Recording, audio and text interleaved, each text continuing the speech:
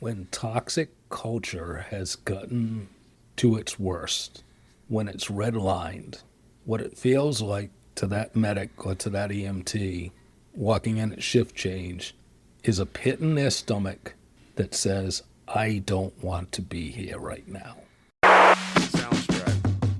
Welcome to In Service, the EMS podcast, where frontline experience meets leadership insight. Hosted by Jason Falvey, a seasoned paramedic and EMS leader with over 30 years in the field. This show brings you conversations with people shaping emergency medical services today.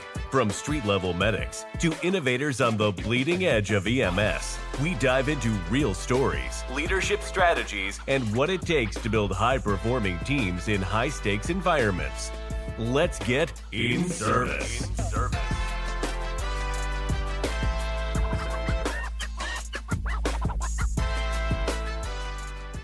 We copy you down, Eagle. Today's guest is David DiNapoli, a seasoned public safety leader, executive coach, and strategist. He brings valuable frontline insight and hard-earned leadership lessons to EMS and public safety leaders. David's professional journey has taken him from the street as a paramedic and police officer to leadership roles in law enforcement, including chief of police. He is an executive coach and holds leadership advisory positions. David helps mission-critical organizations strengthen decision-making, accountability, and organizational culture. Currently, he serves as principal consultant at Smoke Rise Partnership, where he works with leaders to build resilient teams and avoid the common pitfalls that hinder performance and morale in high-stress environments. Let's get to it. All right, Dave, welcome back. How you doing? Thank you, Jason. Doing well. Happy to be back. Thanks. Last time we talked, we spent a lot of time on your background, EMS, law enforcement, the leadership roles you've held, and some of the experiences that have shaped how you think. So today, I want to build on that because you've seen the job from multiple angles, and I want to get into something that every provider deals with, whether they realize it or not, how values and ethics actually show up on the truck. But before we get into that, during your time in law enforcement, do you have any calls that stand out? Actually, the one that I'm going to talk about is actually really appropriate for today's topic because it really demonstrates how a culture can actually come together in a very short period of time, and then how that culture actually presents itself I think there's a lot of parallels to what happens in EMS. Kind of appropriate for this time of year, it would have been May 1st, 1993. And I was working, we called it at the time, Campus Safety and Security at a very elite art college in Providence, Rhode Island. And I was on the midnight to 8 shift, and I pulled up to work. You see a lot of interesting things when you work at an art college, but what really stood out was a group of people walking down the street with torches. So that was a little different. It's not something you see every day in the city. No, like I say, even in an art college, this one was truly different. And right after I get into the station, as we were going through shift change, a call came in for a large party on Benefit Street, which is sort of the street that ran through the middle of campus. And we went there and found was an abandoned train tunnel that prior to that night, I had no idea, nor do I think any of my colleagues, that it even existed. This had been abandoned for probably 50 years at least. And come to find out, it ran the entire length of the east side of Providence. And inside this tunnel, there was quite the large party that was occurring. It was known as a May Day party. And supervisor called our director at the time and said, "What do you want us to do about this?" And he said, "Well, go in there and break it up." No small task. Providence police showed up with 2 uniformed officers who had actually gone to a bus tunnel, which was around the corner, that just went under just College Hill, for a report of a person screaming. Well, it wasn't a person screaming, it was a party in the train tunnel. So we went into this tunnel, and it's kind of unimaginable. People with painted faces, you had fires burning. The first person that I encountered was a guy who, there was a puddle in the middle of the tunnel, and he had his dog sitting on a door with candles around the dog floating in the middle of the tunnel. I don't have a good feeling about the dog. No. Nobody was calling animal control, but maybe we should have been. So I politely asked the chap to leave, and he politely declined. And at that point, the Providence officer who was behind me stepped in, and I believe he invited him to leave the tunnel, at which point he decided that perhaps it was in his best interest to take his dog and go. So out the two of them went, and I continued in. Unbeknownst to me, at some point, my compatriot decided it was time for him to leave the tunnel as well. But he didn't happen to tap me on the shoulder and let me know he was going. So that was kind of problematic. So I got pretty far into the tunnel. I'm going to say probably close to a half mile in. And I encountered a group of people, and I asked them to leave. And the next thing you know, I found myself backed against the wall of the tunnel, which was solid concrete, with a short female dressed in black, head to toe. The only thing that was visible was her eyes, and she was holding a small gardening tool that was like a pitchfork. And she is jabbing at me as I am against this wall, noticing pretty quickly that my backup is no longer there, realizing as I key the radio that the radio is not going to work, and then not quite sure how I got out of that situation, but I managed to get out of that situation. As I'm leaving the tunnel, I get back to the bonfire, and I meet up with at least two more people from my job and the second Providence officer who had responded. And there's a guy wearing a goat head beating a drum and a group of people around the bonfire. So we're attempting to ask people to leave, and nobody really seems to be that interested in leaving at this point. We have a female who says something, and it upsets the Providence officer, and she turns around and she looks at me and says, "Arrest her." And so I turn to a guy from my job who's next to me, and I'm like, "Well, you heard it. Cuff her. Let's go." And this girl looks at him and she says to him, "You can't arrest me. I have diplomatic immunity." And he looks at me and he says, "She has diplomatic immunity." And I'm like, "Dude, we're in the middle of a train tunnel right now." And at that point, a bunch of pushing and shoving happens, and people start falling over. And the next thing I know, the Providence officer lets pepper spray go everywhere, and everybody gets pepper sprayed, which was just not a good scene. In a tunnel at night with a pitchforked person. Yeah, I don't think the pitchfork person was there, but the bonfire was very much there. And it's not like we're talking a well-ventilated space by any means. So she ends up putting cuffs on the guy with the goat head, and we walked the guy with the goat head out in cuffs. But let me tell you, all that represented was the party had moved outside. So somehow we get the guy with the goat head in cuffs back up to Benefit Street. They get him into a cruiser. Not sure where the rest of the guys from my job go. I end up going the opposite way, and I ended up on a street corner where I ultimately came to be the lead story on the NBC Nightly News with Lester Holt, because there was a wonderful video of me in the middle of this intersection as I'm dancing as rocks and bottles are being showered down around me. Scene nuts. Providence cruiser pulls up, and for those of us who are old like you and I, they remember those big, wide Chevy Caprices. They were like boats with four wheels. And he pulls up and he says to me, he says, Right. "Get on the back seat." So I jump in the back seat and I look to my left, and who's sitting next to me but the guy who had been behind me originally in the tunnel. So we exchanged pleasantries, and he explains how he had left earlier. And we were waiting there was one last Providence officer on the street, one last sergeant. We were waiting for him to join us. And as we're sitting there, this is where the size of that cruiser really became helpful. A rock about the size of my head literally came crashing through the back window of the cruiser and landed on the seat between the two of us. At which point, the decision was made that it was now time to go.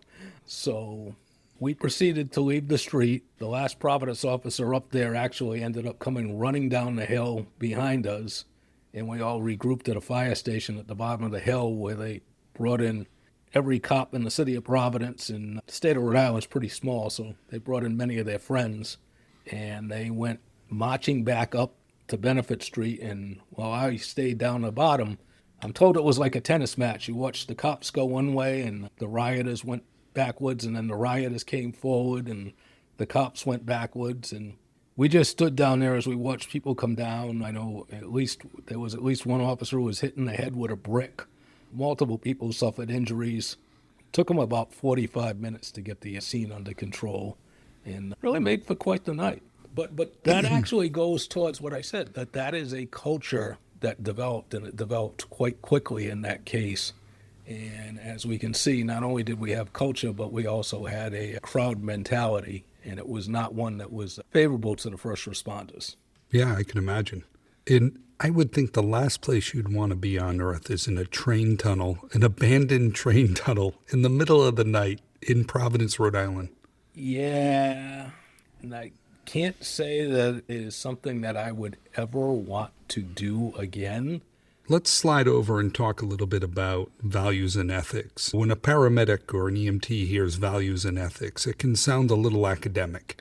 In real life, where does it actually show up, EMS providers? So it is a very academic term, but to say it as you just said, in real life, when we think about values, our values are our non-negotiables. And for an EMS provider, for a medic, for an EMT, probably the greatest value that they bring to the job is that they want to help others, that they're there to help others. They're there to, as that famous saying goes, do no harm.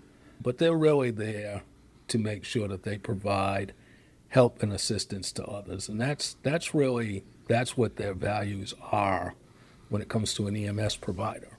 Their ethics are really, that's that internal code for each individual provider by which they deliver care, by the manner in which they provide care to their patients.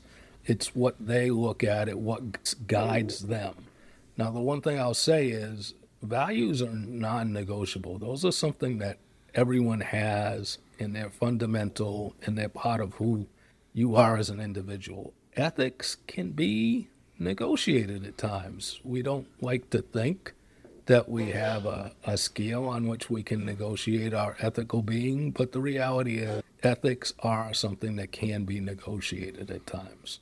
So values are something that somebody builds over the course of a lifetime? I think values are something that are instilled in all of us starting really in childhood and can be built upon or expanded. And ethics that's what we come to understand about the way that we conduct ourselves. That's what we come to understand to be acceptable versus unacceptable behavior. So how does that translate out to the ambulance, though?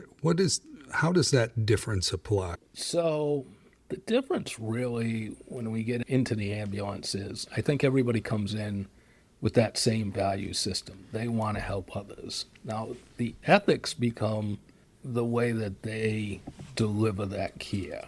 Do they deliver the same type of care to every patient, irregardless of circumstance, irregardless of who that patient is or how that patient presents? Or do they have a sliding scale of care? If we respond to the upper class section of the community and we get the 70-year-old grandmother who's perhaps complaining of shortness of breath, do we treat that person the same way that we do when we go to the homeless shelter downtown and we get the 40-year-old disheveled male who perhaps doesn't smell the best, who may be under the influence of some type of substance and who has some underlying mental illness and is also complaining of shortness of breath? That's where that question of what is our ethics come into play. Our values are that we're going to provide care, but the ethics are, do we provide that same standard of care to both of those patients? What are your non-negotiables, and when were they really, truly tested in your career? So I'm going to use the non-negotiable as to provide care, but to not do harm at the same time. And a situation that comes to mind that really tested that question was working with a partner. We got a call early in the morning for an unresponsive male. He was probably in his 70s, maybe a little older. He was in bed. He was clearly apneic, pulseless, Looked like he had probably been down a little while, but maybe not that long. Family was very clear that he was suffering from terminal cancer. There was no DNR in place. There was nothing of that nature in place. Police were on scene, and you could say that clinically he met the definition of somebody who should have been worked. But if you take the ethos of do no harm, you fully understood that this is not somebody who should be worked, who a resuscitation effort should be made, because even if you were to get him to regain a pulse, what were you really doing? Family was there. They told you this person's terminally ill. We made the decision that we were not going to work this patient, and they had actually called his primary care physician to tell him that the patient was deceased, and the primary care physician had actually told the family that he was going to drive to the house to pronounce the patient. We left long before that happened, but it certainly tested it, because we both got back in the truck and looked at each other and said, was he really cold enough?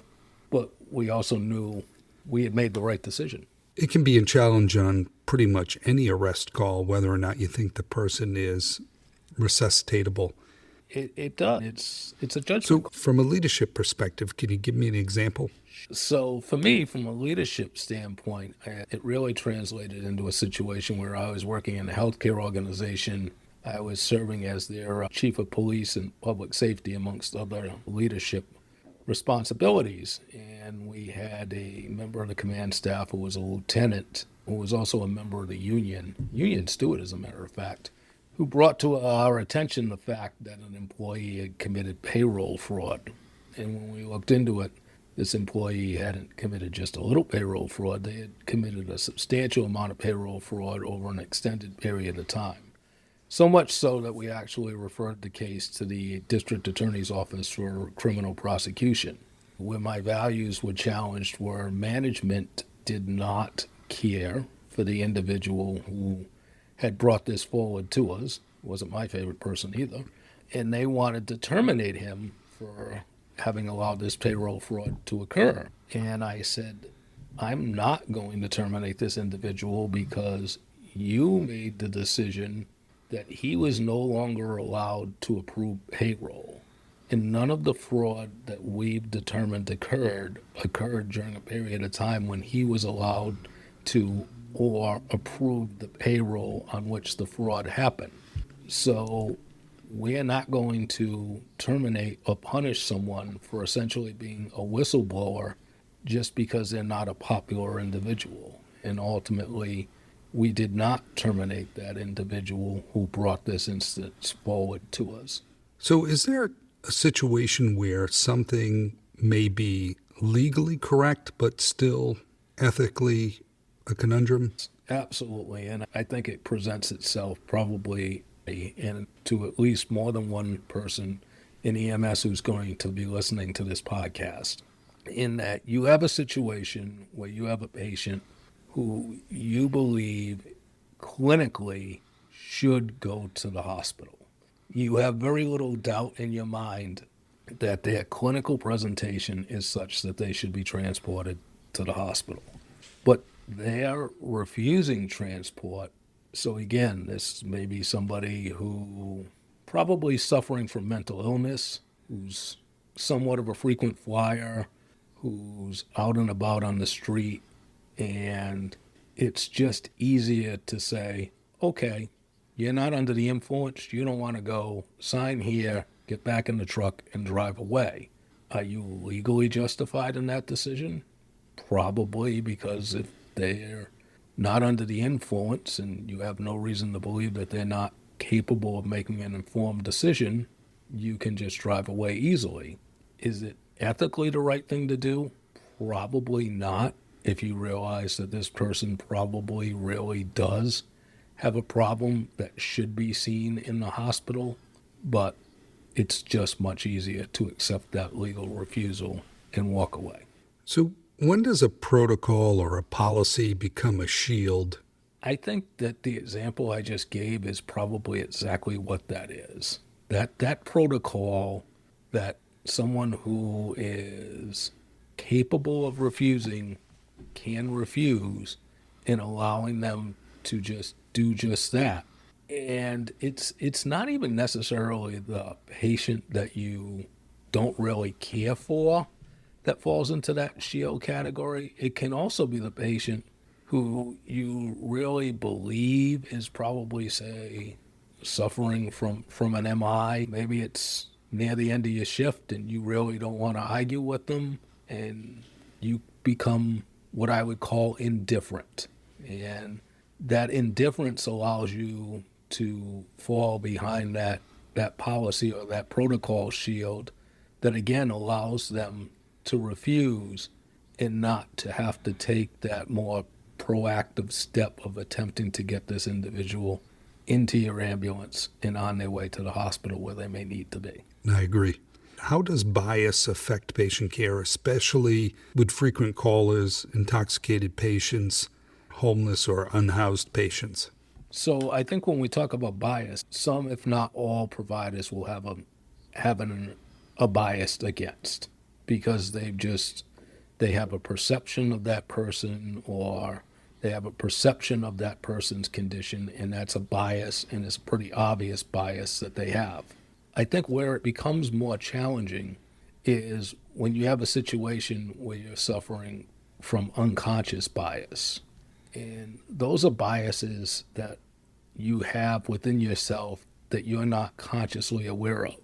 And those are biases that are going to show up in certain calls without you even necessarily realizing it. And if you're not in tune with yourself and you don't understand yourself, you're not going to see that unconscious bias is showing up in the way that you're delivering or not delivering care to that particular patient.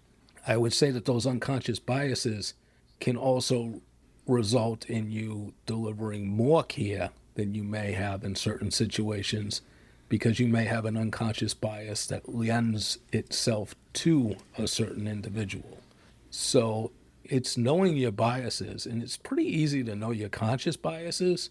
It takes a lot of self-awareness to be aware of your unconscious biases and to recognize those.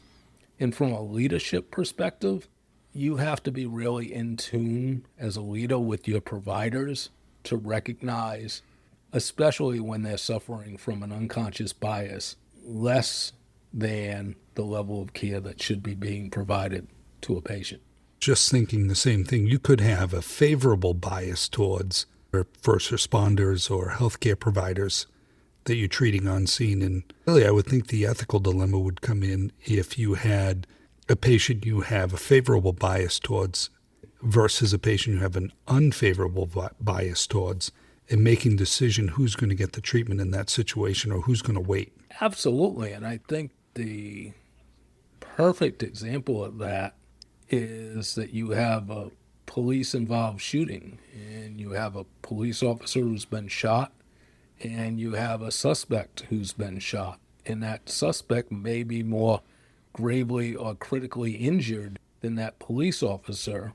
And I think the natural bias is towards delivering care to that police officer over that suspect.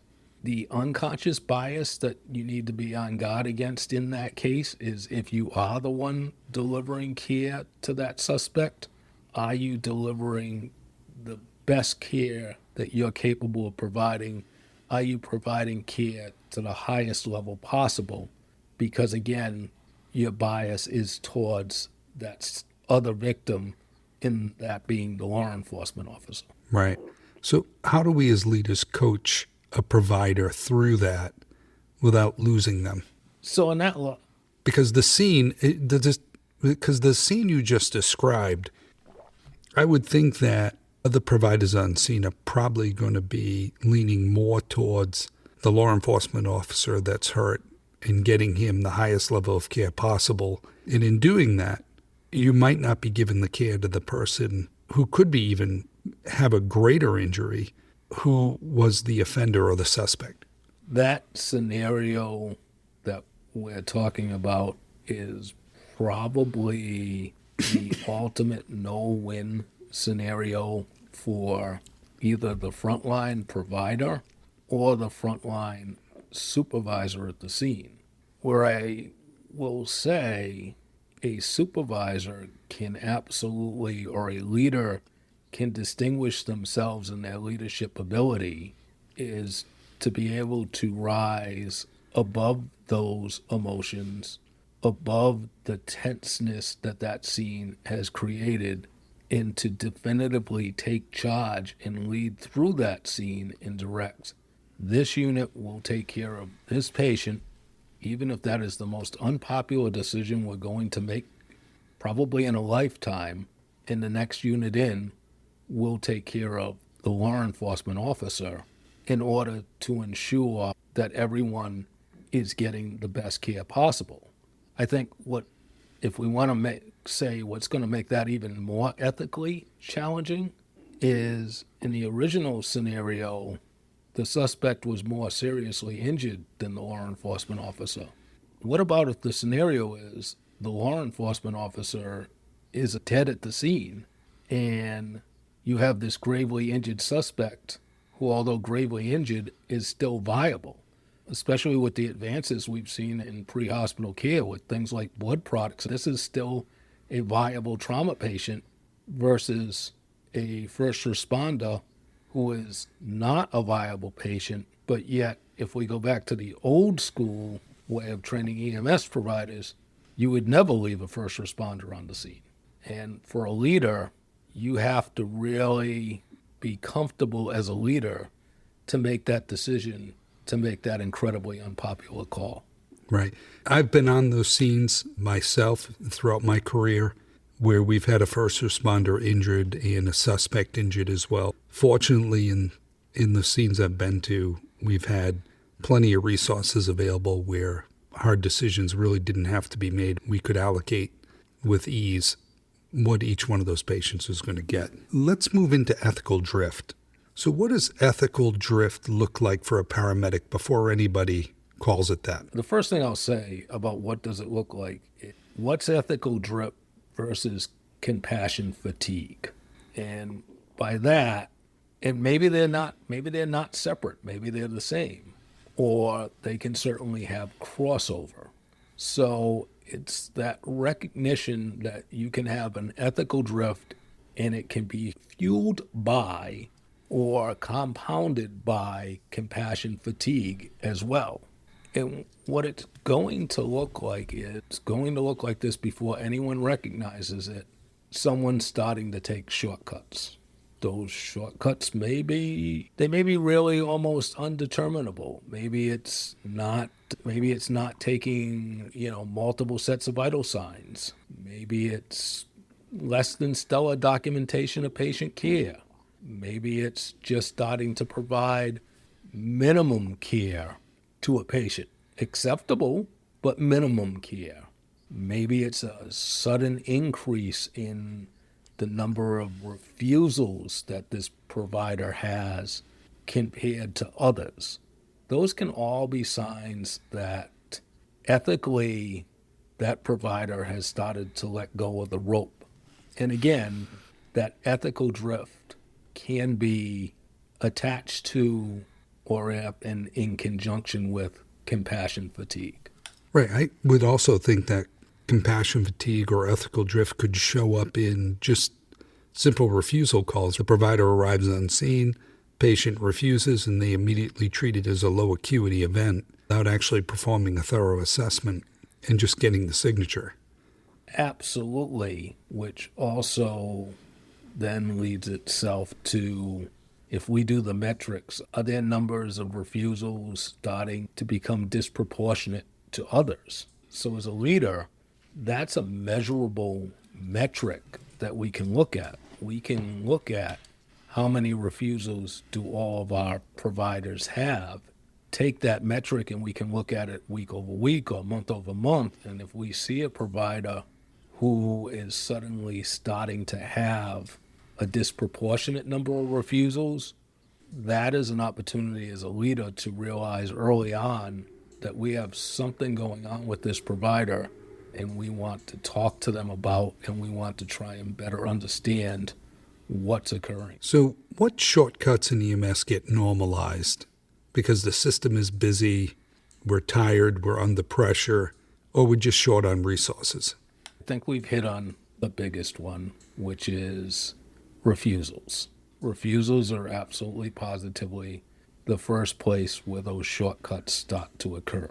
But taking it beyond that, when we have our paramedic units going out and we start to see a disproportionate increase in our medic units who are simply transporting at the BLS level. Why are those units suddenly, all their calls are suddenly becoming BLS calls when we can see shortcuts in documentation? And it's easy to justify that shortcut in the documentation because, hey, I got to turn around and get back in service. The system's busy and we spent enough time on the wall that now I need to go. All of those things as individual events may not seem that bad or may not seem that serious to a leader. However, when we put all of those things together from a leadership standpoint, we realize that the system is breaking and that it's failing.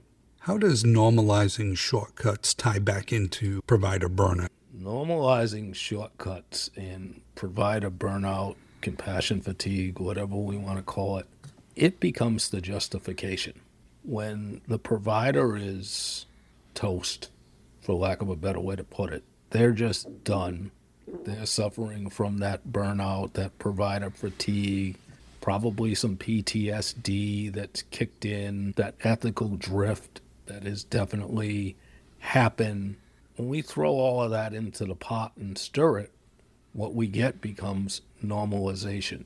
We consider that to be a normal part of our everyday duties, of our everyday responsibilities, and we rationalize that by saying that's just the way the system is, that's the way the system works.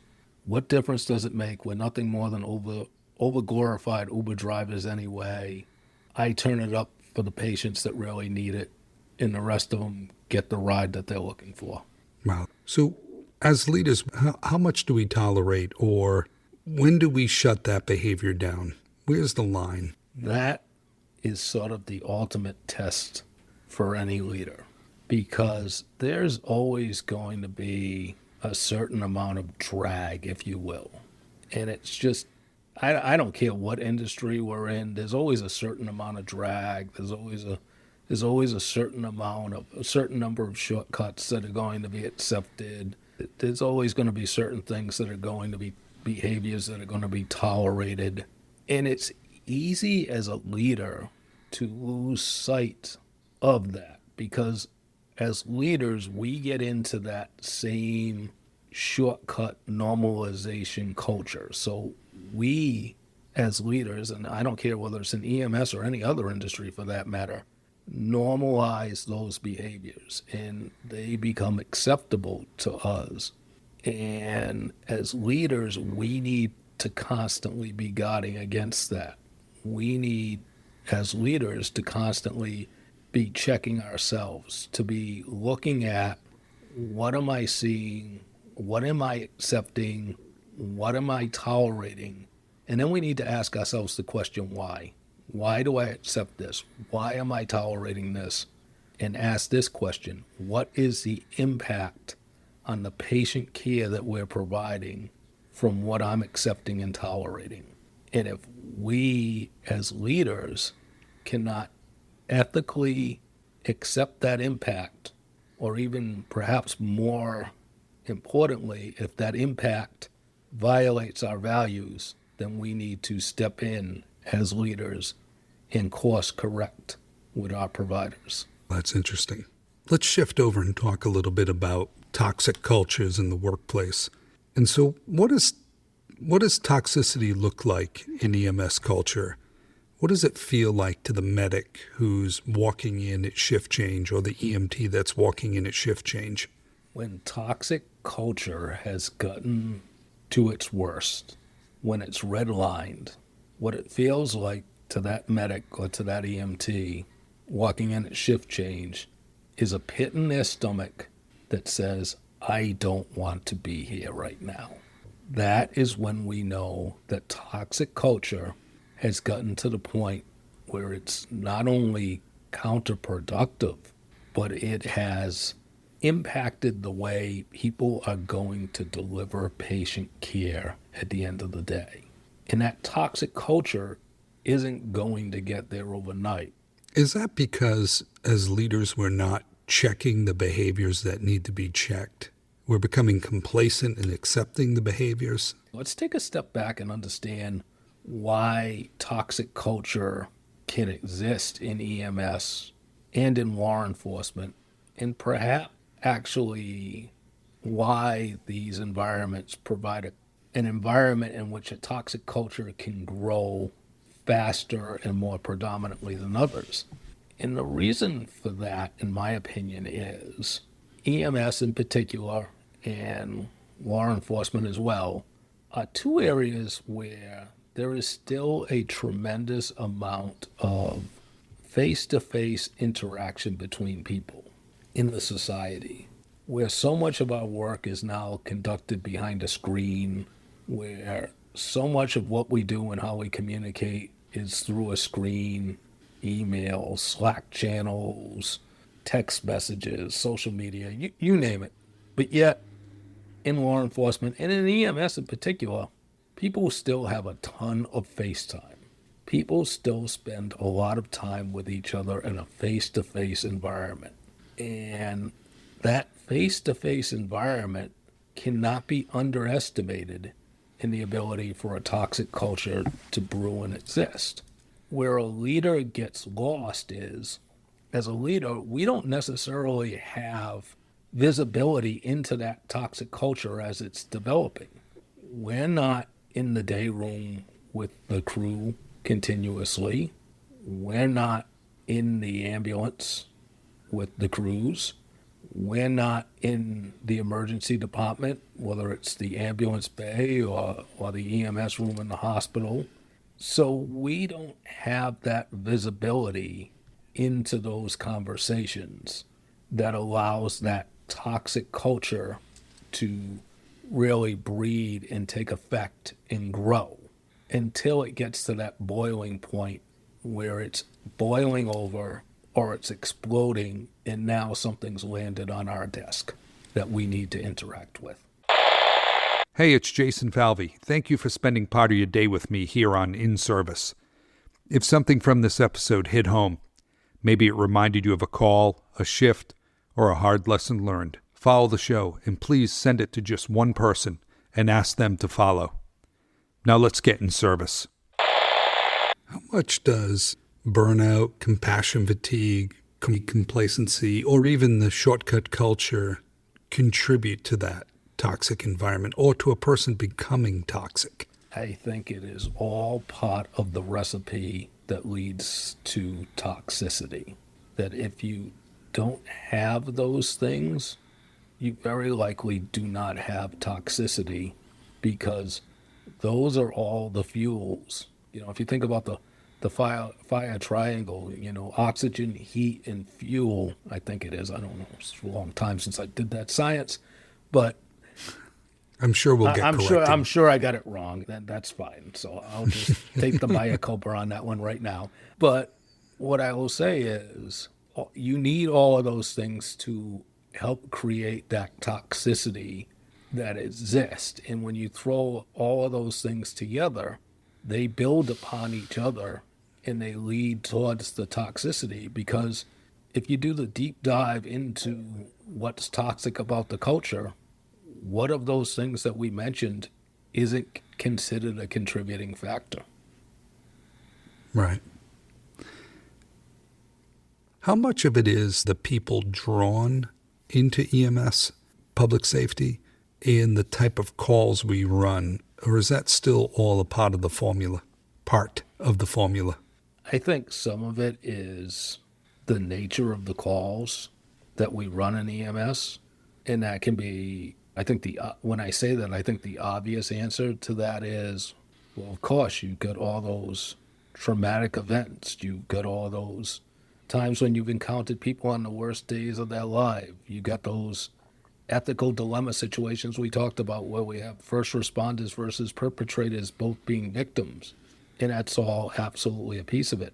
But we can't discard the other side of it, which is all the mundane nature of what EMS is. 90% of EMS is not an emergency. And when we have those dopamine hits, those adrenaline highs and lows, that absolutely is a contributing factor. Does EMS as an industry attract people who are probably more extroverted than introverted? I would say yes, it does. And do those more extroverted personalities lend themselves to what can ultimately become a toxic culture? They certainly can, because it increases, like we talked about, that face time, that face-to-face time. I think the other thing about EMS is there's the argument of nature versus nurture of leaders. And if we look at the nurture component, well, you could say that most people coming into EMS are naturally leaders. Certain people are nurtured into more leadership type roles. Not the formal leadership that we think about, but the informal leadership that the job tends to lend itself towards.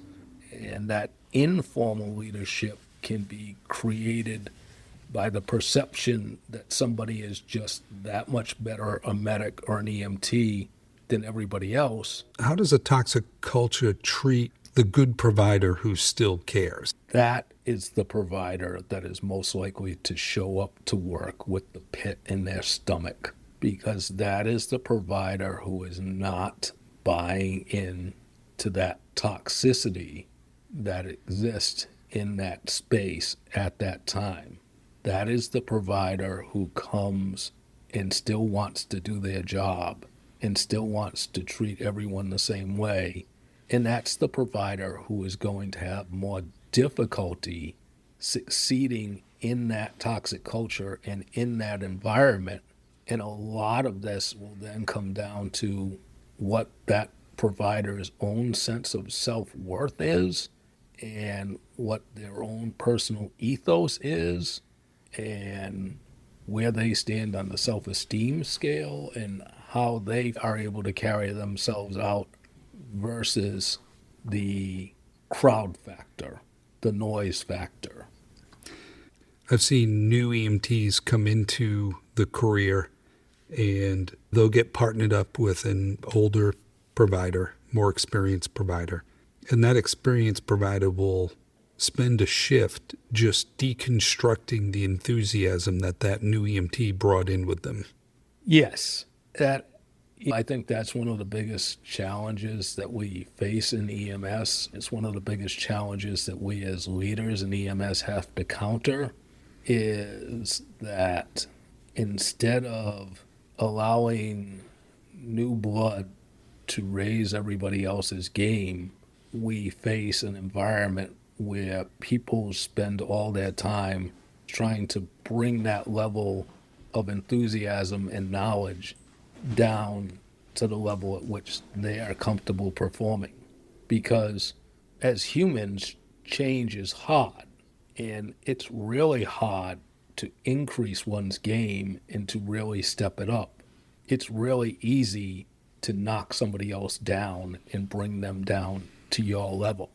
And in some respects, and it's been a very long time since I went to EMT school, 1989, but back then, even in EMT school, we had that because I can distinctly remember the instructors would routinely say to us, well, as soon as you get in that ambulance, you can take that textbook in front of you and throw it out the window because it doesn't matter. And I'll never forget, I had somebody I was in EMT school with who turned to me and looked at me one day and he said, they keep telling us to just throw the book out the window when we get in an ambulance. Why are we even learning this book? And I said, well, they have to have something to test us on. Wow. I'd like you to speak a little bit more about how gossip and informal leaders can shape a culture more than policy or leadership at times. Sure. The more complicated answer to that is policies are what? Policies are words on a piece of paper. Or actually, I guess nowadays we don't even use paper, so they're words on a screen. Gossip is words that are spoken from one person's mouth to the next person's ear. They're the spoken word. They're the information that is being provided, and it goes back to that face-to-face environment that we have in EMS that is unique to many industries today. And it's because we have that face-to-face interaction, it is very easy to disregard what is written on a piece of paper, posted on a bulletin board, put it on an email on a screen, versus to listen to the person next to me or to listen to the person at the kitchen table or on the couch in the day room. And that's what allows that gossip to take over and to start to shape that culture. The challenge for a leader is we're often not in those environments where those conversations are occurring. We may not even be privy to those conversations and how they're occurring. And then ultimately, we fall prey to the situation where that informal leader has become so powerful that as a formal leader, we don't really want to challenge them. We don't really want to deal with the potential repercussions of going after that informal leader in a formal way. Right.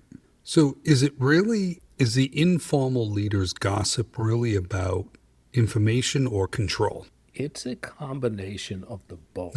You don't. Is that?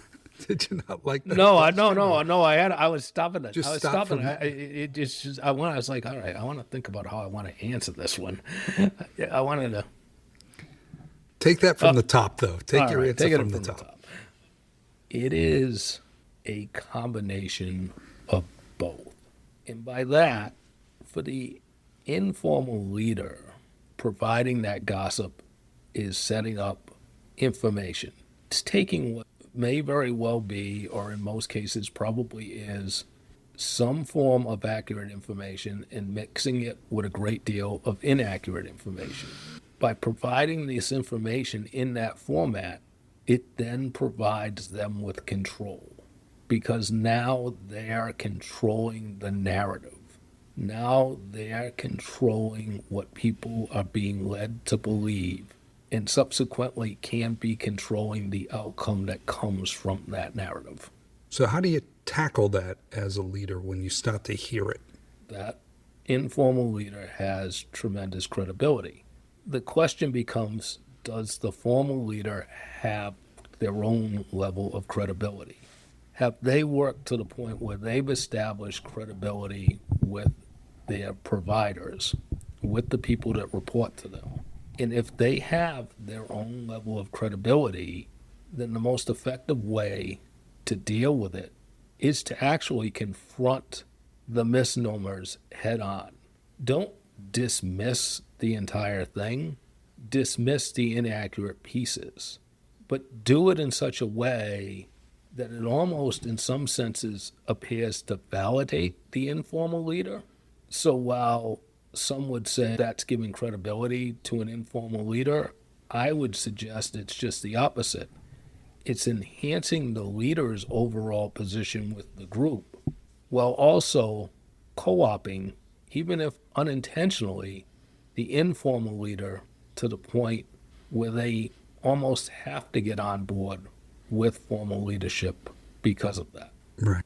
So what's harder to fix in EMS, a toxic individual or a toxic culture? Well, what I would say is in EMS, or in any environment for that matter, what makes up culture? The culture is made up by the individuals.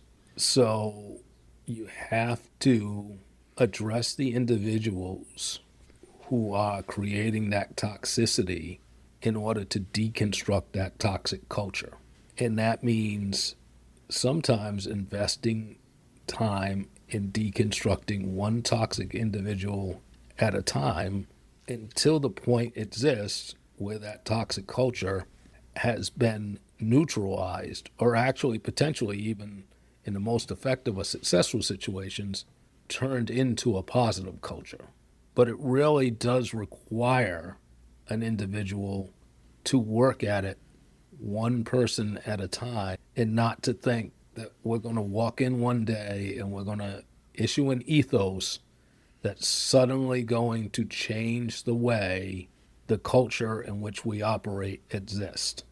So a leader you have to engage. You just have to engage and take head on the rumors or the gossip out there that are misdirecting your providers or your people.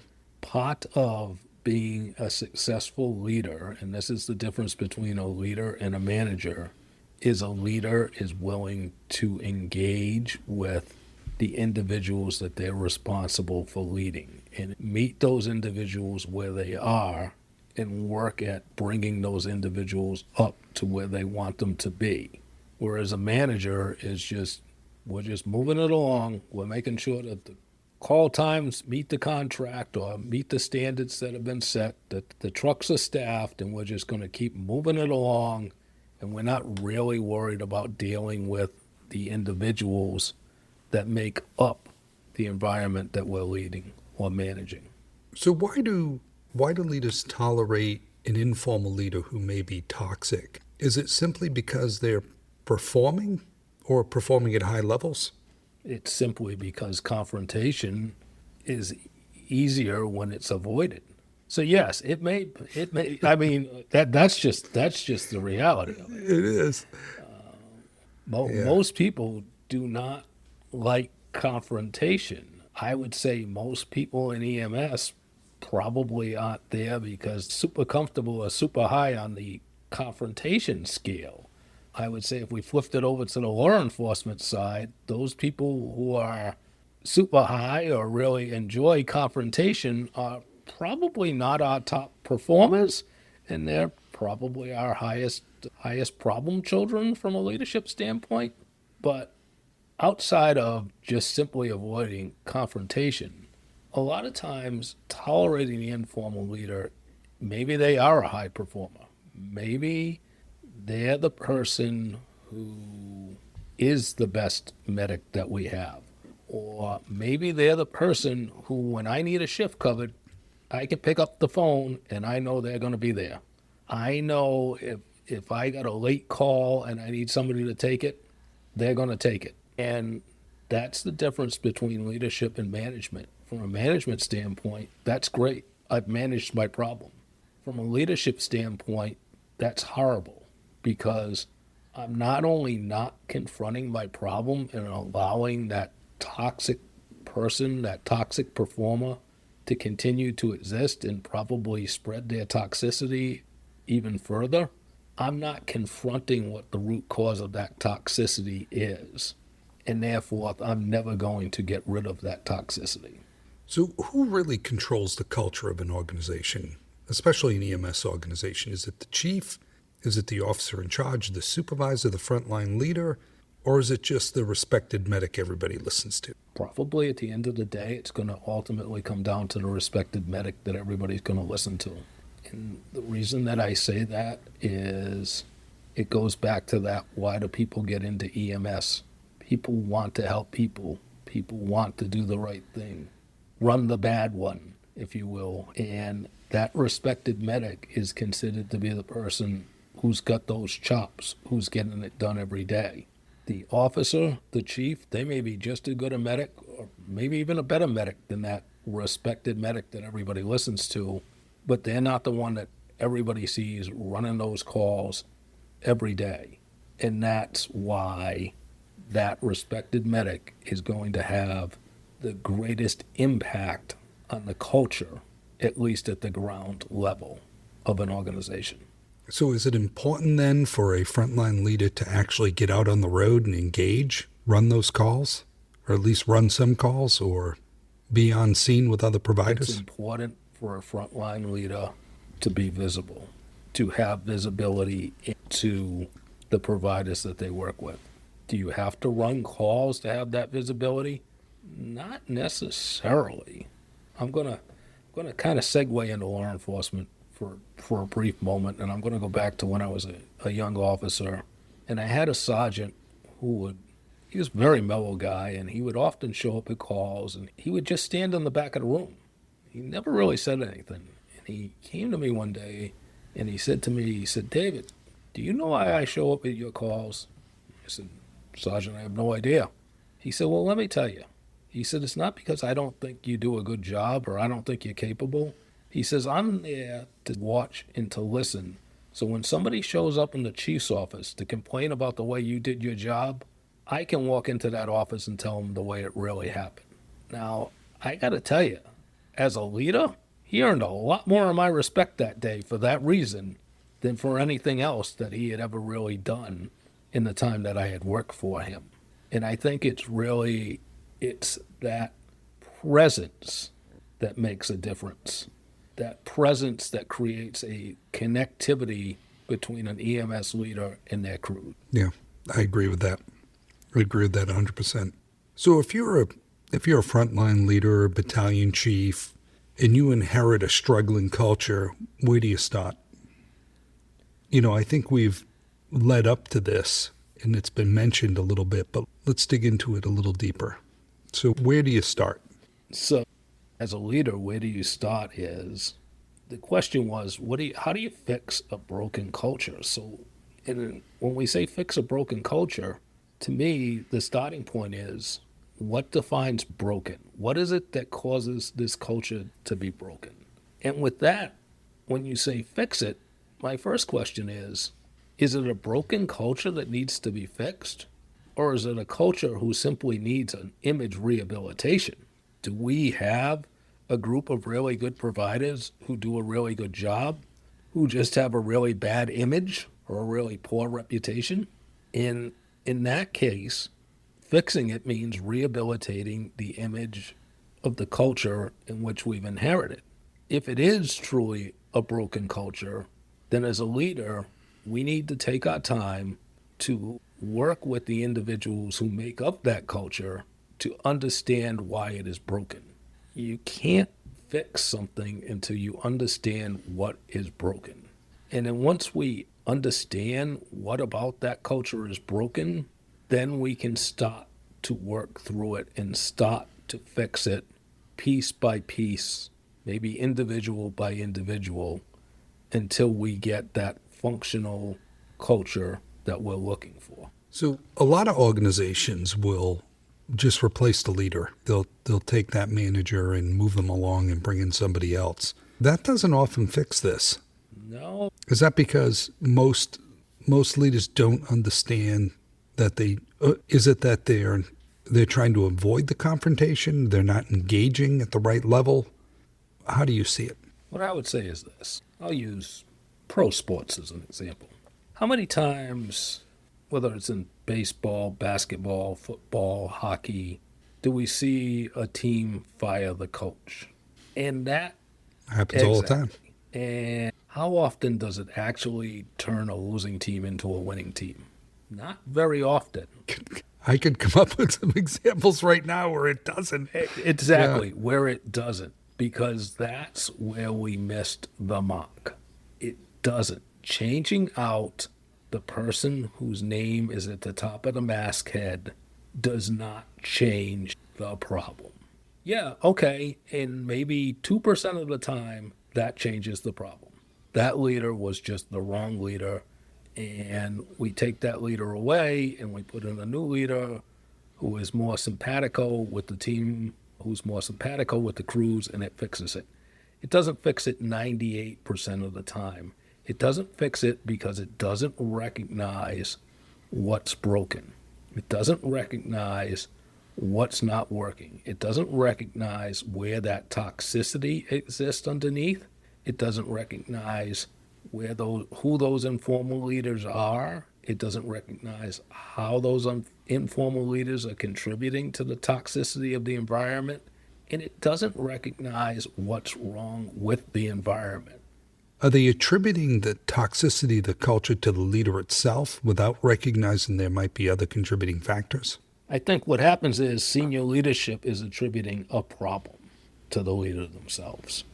I don't think they're necessarily making that change, understanding what the problem is that they're trying to fix. So oftentimes that's all you're trying to do. You're trying to fix a problem. You don't even fully understand what the problem is that you're trying to fix, but you're trying to fix a problem, and well, I'm going to change out that leader and that's going to fix this problem. Sometimes they actually make that change with that leader because some of the informal leaders who are creating the problem are actually going to senior leadership and saying, well, you know what? We have a problem, but if you replace this person, that'll take care of the problem. That's not going to take care of the problem at all. That's going to, in all likelihood, exacerbate the problem. Right. And I've seen that throughout my career. So what is the third rail here? If you're trying to change the culture to the positive, what is the third rail in that? Maybe something we should not touch or stay away from. The third rail, in my opinion, to change something to the positive is understand the culture that you're encountering, understand what you're trying to change, and don't change what's working. Don't change the positives. Don't change what's actually making things run right. And that actually requires a lot more work on the part of a leader to truly understand the group that they're leading, to truly understand what's going right, to avoid changing what's going right in the interest of fixing what's going wrong. So how do you know what are the signs that you're actually starting to turn things around and get the culture moving in the right direction? So one of the simple metrics you might see is a reduction in people calling in sick. People come to work more often. Better employee retention. People aren't trying to leave. Those are simple metrics to know if things are working or if they're not working.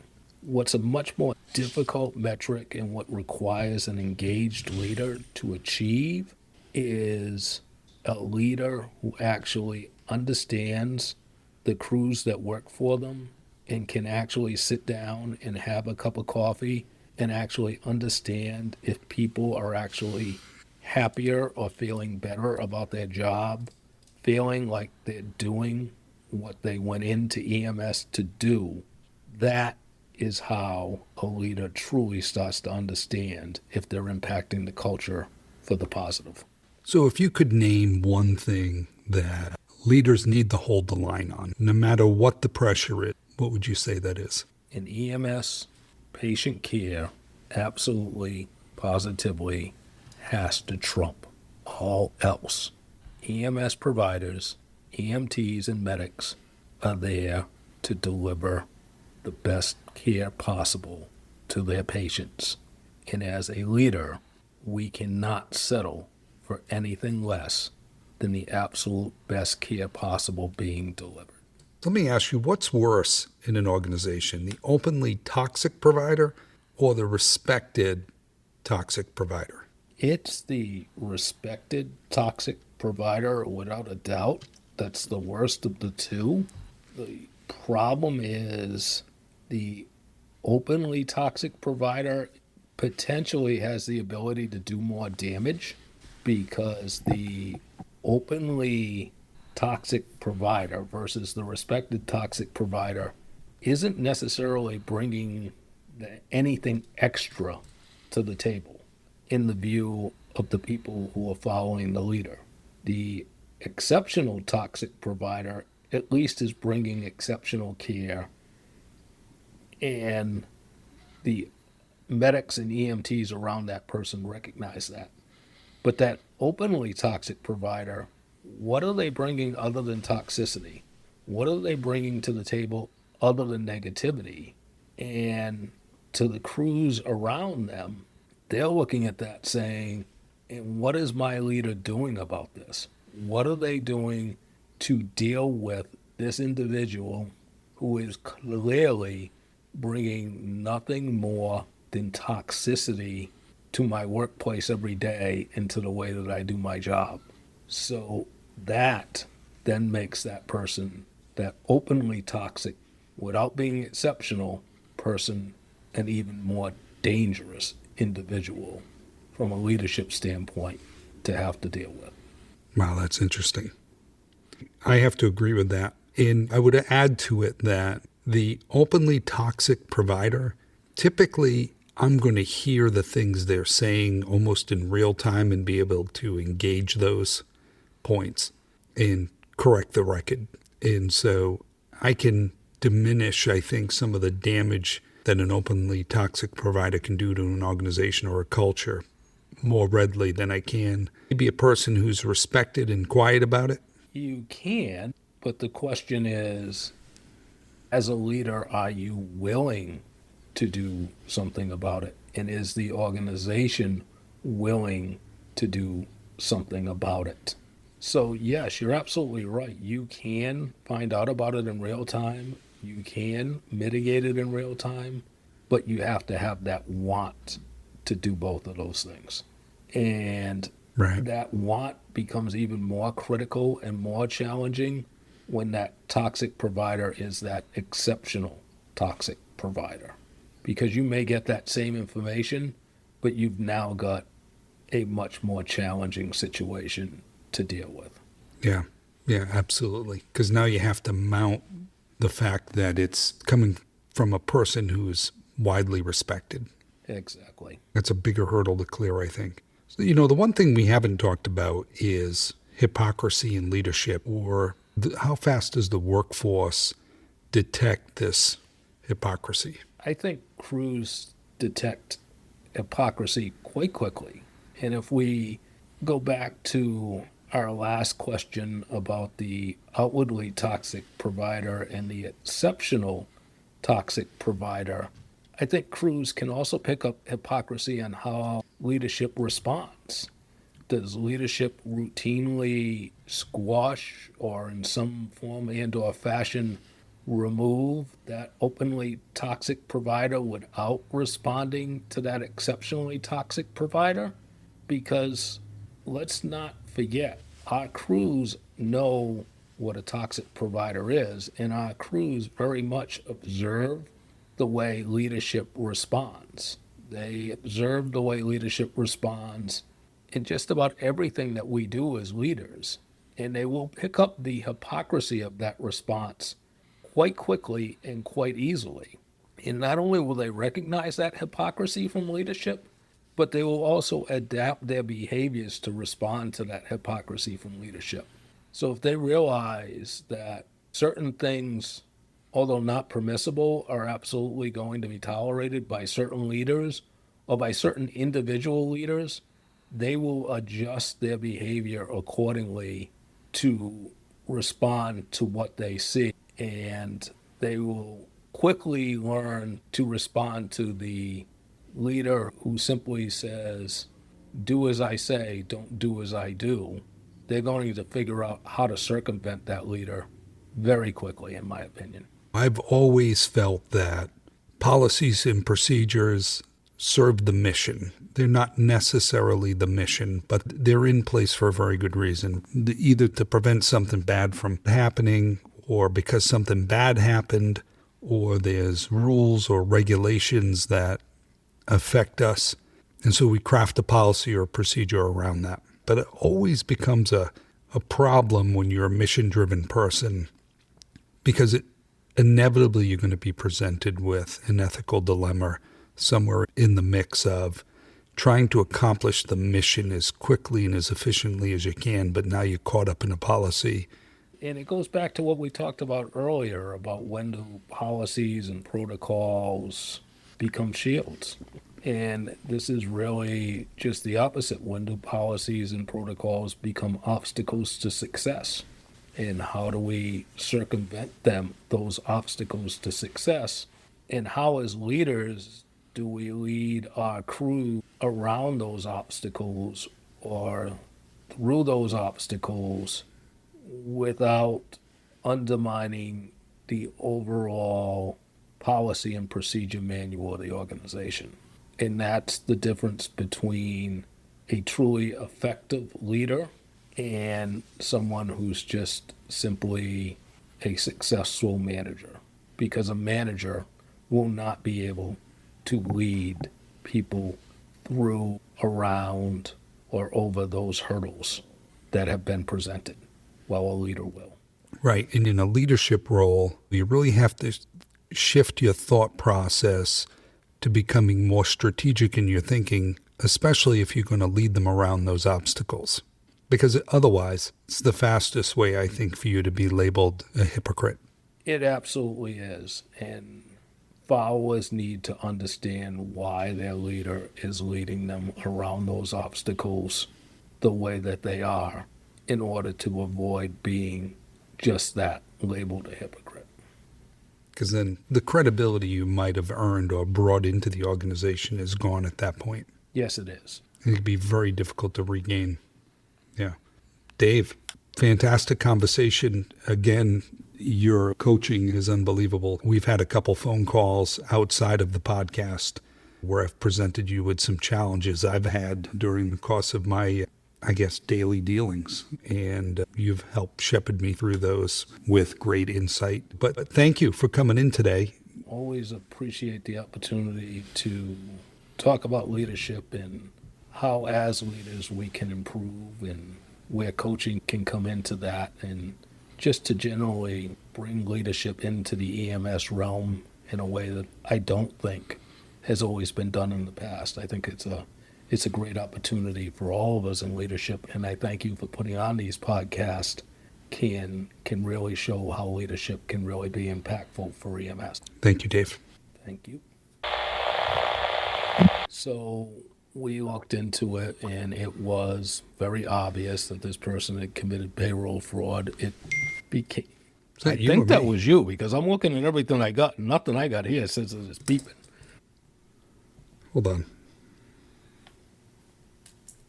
All right. Can you start that over again? My daughter just said, I need to Venmo her money. That's what this boils down to. Yep.